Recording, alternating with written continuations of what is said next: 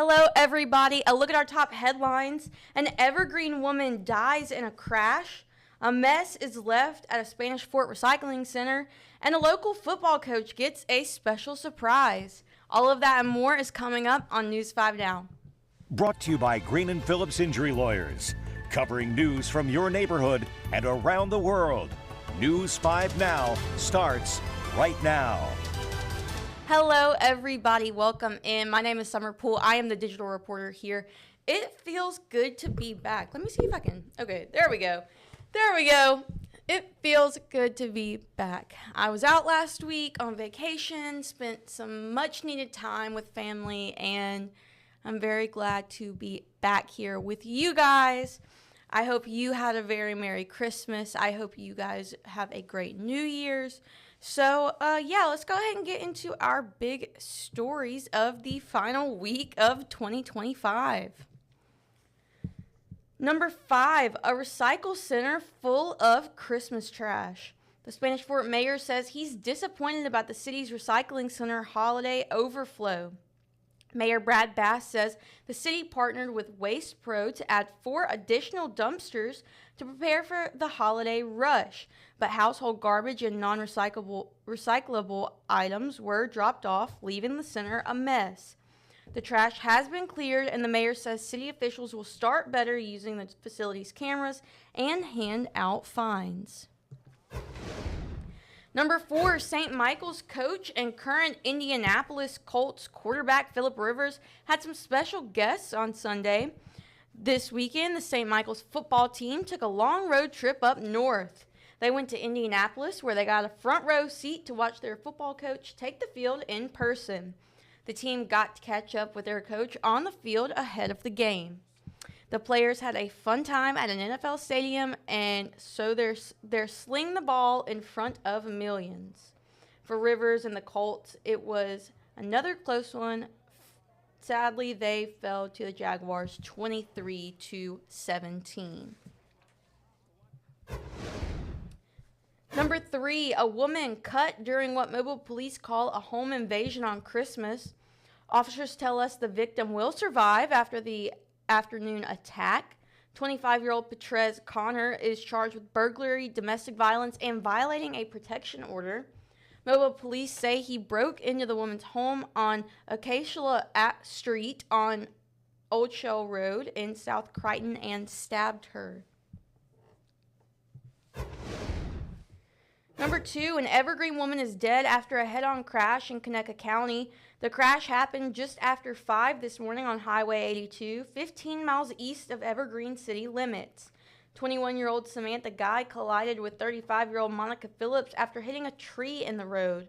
Phillips died on the scene. Guy was taken to the hospital with injuries. And number 1, domestic violence led to drugs found inside a home near a child. Mobile police say a man hit a woman during an argument inside a house on Bruton Avenue off Stanton Road on Christmas night. Officers say they also found drugs in the house and a young child. Terrence Fain Jr. and Jacoby Fain were taken into custody. Both men are charged with chemical endangerment of a child, marijuana possession, trafficking synthetic marijuana, and possession of drug paraphernalia. Terrence also faces a domestic violence charge. And that is a look at our top stories this Monday evening. All right, guys, let's get into our question of the day. Our question is, if you could donate $1 million to any charity, which would it be? I'll tell y'all my answer after I read some of these.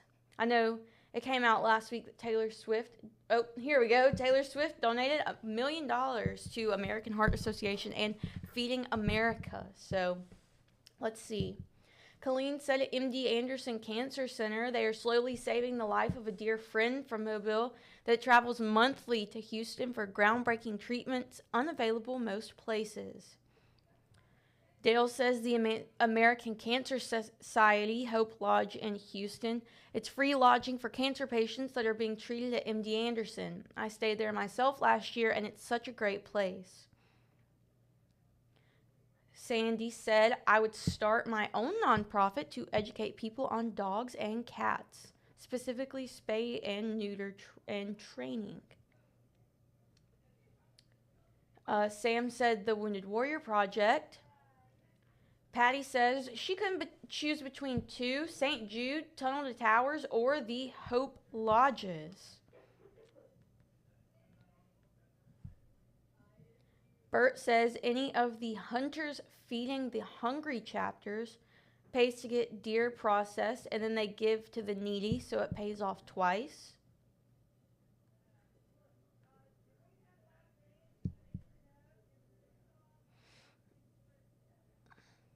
Emily said, I would start a fund to help parents in the family court system who don't have the funds to hire an attorney.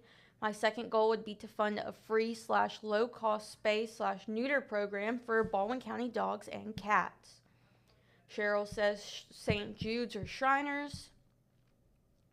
Cameron says homeless vets, wounded warriors, vets in general, families of the fallen, not the forgotten.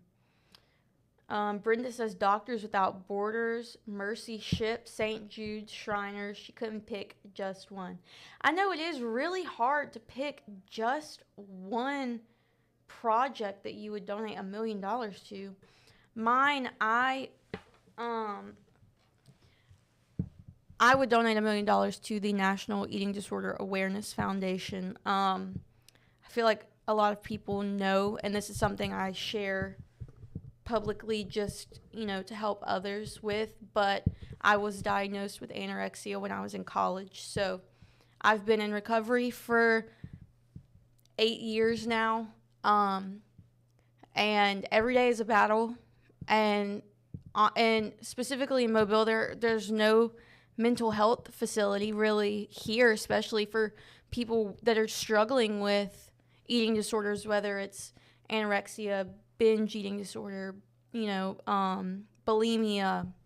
And there's so many eating disorders out there that people don't even realize. There's the eating disorder where you eat random things. Pica, I think is what it's called. There's the non-descriptive class of eating disorders. There's just so many out there, and there's so many people. No one realizes how many people out there really do struggle, whether you've been diagnosed with an eating disorder or not. A lot of people nowadays struggle with disordered eating, and it's a really, really big problem, not just in the U.S., everywhere. And so I would definitely donate $1 million to NEDA. So that's my soapbox for the day. Kind of got a little sad there, but it's okay. We're going to move to our poll. Thank you guys for commenting on our question of the day.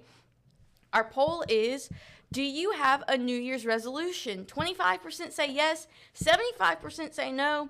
I'll tell you guys this. I was just talking just maybe an hour ago to some of my coworkers here, and I really want to find a new hobby this year. I think that's my goal. I think I've seen a couple people who are wanting to do new hobbies that they're going to try a new hobby every month. I don't know if I want to do that, but I want to I don't want to be stuck on one hobby. Let's say I try it out once or twice and I don't like it, but I'm stuck doing it for a whole month. I don't want to do that. I'd rather just do it at my own pace. But some hobbies are so expensive. I was thinking about needlepoint. That's just so expensive. I kind of want to do cross stitch, or maybe I want to get into some crocheting. I don't know. We'll see.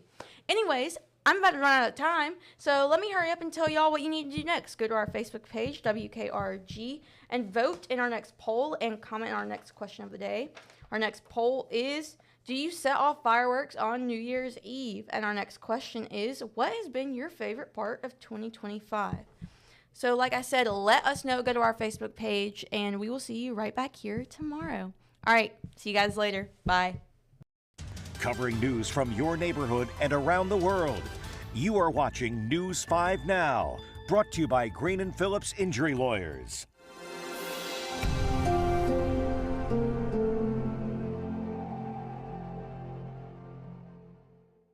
In the courtroom, the judge knows best, and this judge does too. If you've been hurt in a wreck, you need a law firm that knows the system and how it works. I'm attorney David Green. Call or come by anytime.